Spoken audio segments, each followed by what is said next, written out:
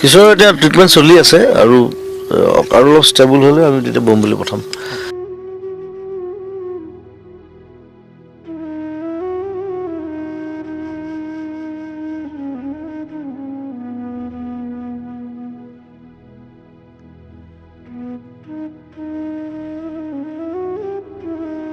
কিশোৰ এতিয়া ট্ৰিটমেণ্ট চলি আছে আৰু অলপ ষ্টেবল হ'লে আমি তেতিয়া বম বুলি পঠাম। গোটেই ব্যৱস্থা কৰা হৈছে, কথা পতা হৈছে। চ' অহা 7-8 দিনৰ ভিতৰত চাগে আমি কিশোৰক পঠাই দিম বম্বেলৈ।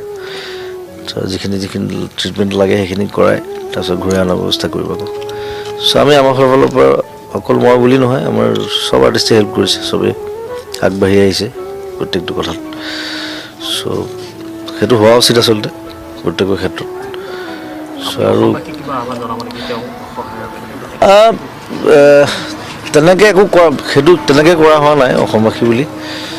আমি যিখিনিয়ে যিমান পাৰোঁ আমি কৰিছোঁ, নিজে দিছোঁ। আৰু আমি ভাবোঁ যে হয়তো মানে গভৰ্ণমেণ্টৰ চৰকাৰেও দিছে, ফিল্ম ফেটাৰ্নিটিয়ে দিছে, আমাৰ হেৰিয়ে দিছে, এছ'চিয়েশ্যন যিখিনি আছে আমাৰ চিনেমাৰ লগত জড়িত, গানৰ লগত জড়িত, সকলোৱে যিমান পাৰে কৰিছে। আৰু মই ভাবোঁ সেইখিনি চাফিচিয়েণ্ট হ'ব, একো নাই। যদি দৰকাৰ হয়